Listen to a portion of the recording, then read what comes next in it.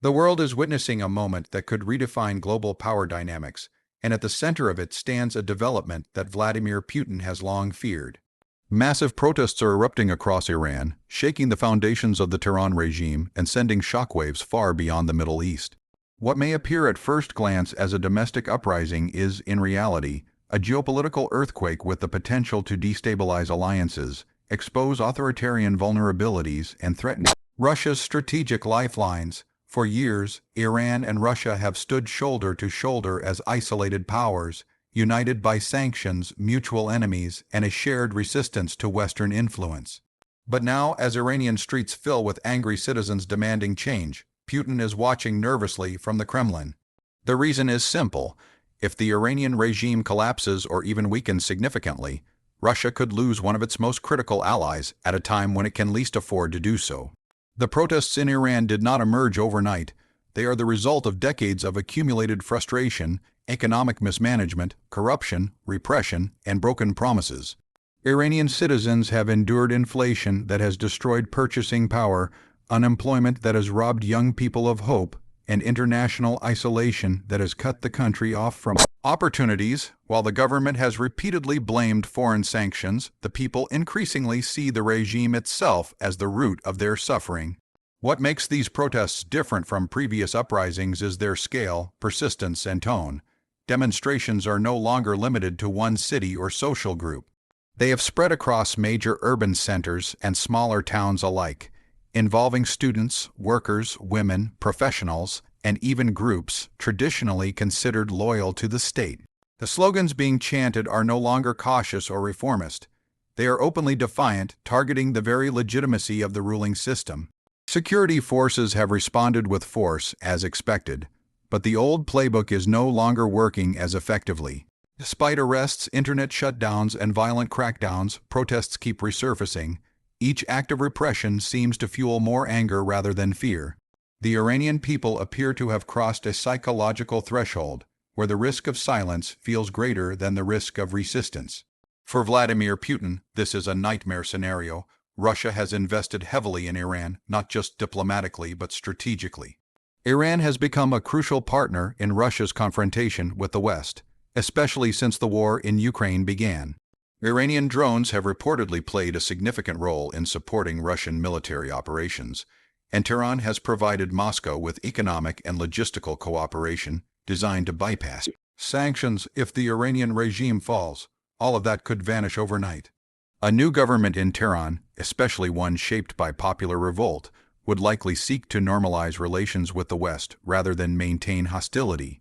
That would mean an end to military cooperation with Russia, reduced economic coordination, and potentially even a shift in regional alignment. For Putin, already isolated and under pressure, this would be a devastating blow, but the fear goes deeper than geopolitics. Putin understands that revolutions are contagious. A successful mass uprising in Iran could inspire opposition movements elsewhere, including within Russia itself. The Kremlin has long portrayed popular revolts as Western-engineered conspiracies, but images of ordinary Iranians standing up to a powerful security state could undermine that narrative. Russia has its own history of protests, from anti-corruption demonstrations to anti-war dissent. While Putin has maintained tight control, cracks have appeared, particularly among younger generations and urban populations. The last thing the Kremlin wants is a real-world example proving that even a heavily militarized authoritarian regime can be challenged by its people. This is why Russian state media has been unusually cautious in its coverage of Iran's unrest. Instead of highlighting the scale of protests, coverage tends to minimize events or frame them as foreign-backed riots. Behind the scenes, however, concern is growing. Analysts close to the Kremlin understand that instability in Iran threatens Russia's broader strategy of building an anti-Western bloc of sanctioned states. China is watching closely as well, but unlike Russia, Beijing has more flexibility. Putin does not.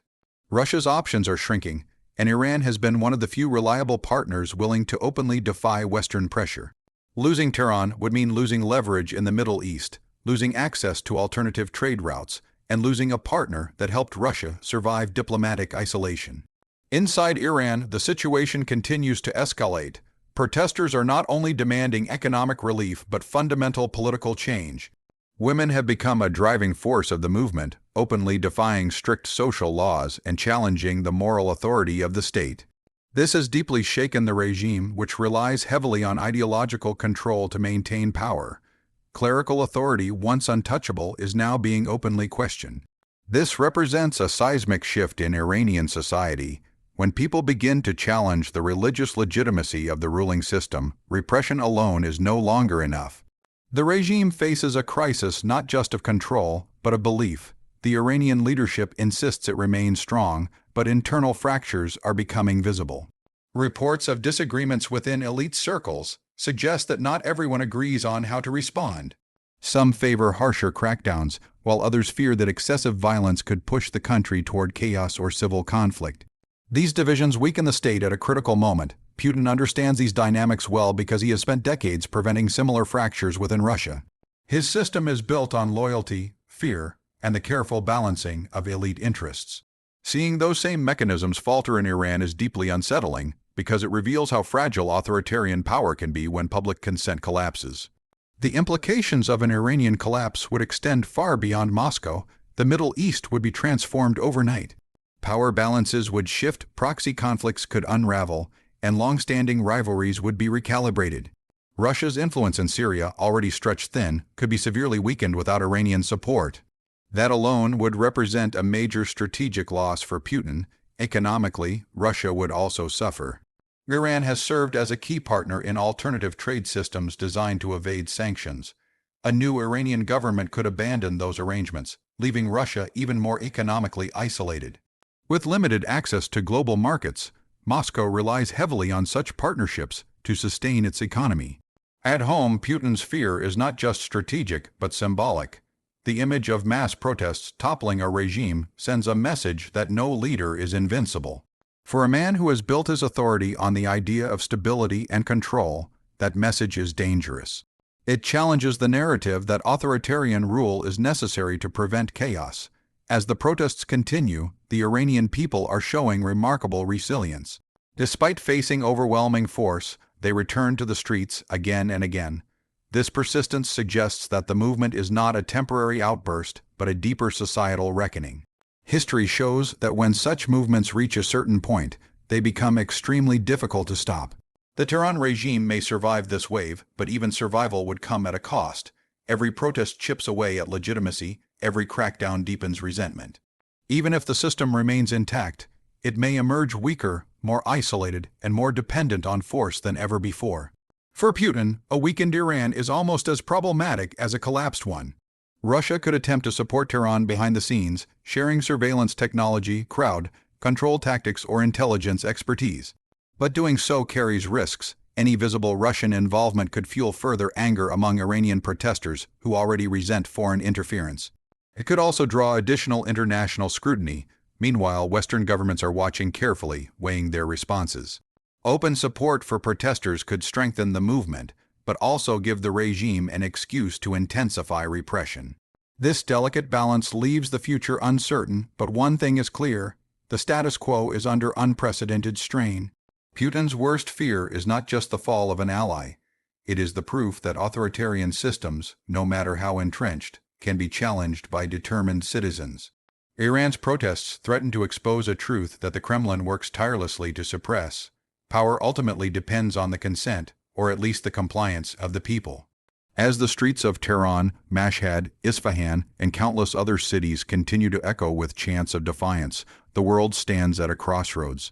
Will this movement fade under pressure, or will it grow into something unstoppable? Will Iran emerge transformed, or will repression prevail once again? For Vladimir Putin, the answer matters more than he would ever publicly admit, because in the struggle unfolding in Iran, he sees a reflection of his own vulnerabilities. And that is why, behind closed doors in Moscow, the unrest in Tehran is being watched not just with concern, but with fear. The coming weeks may decide not only the future of Iran, but the balance of power across regions and regimes.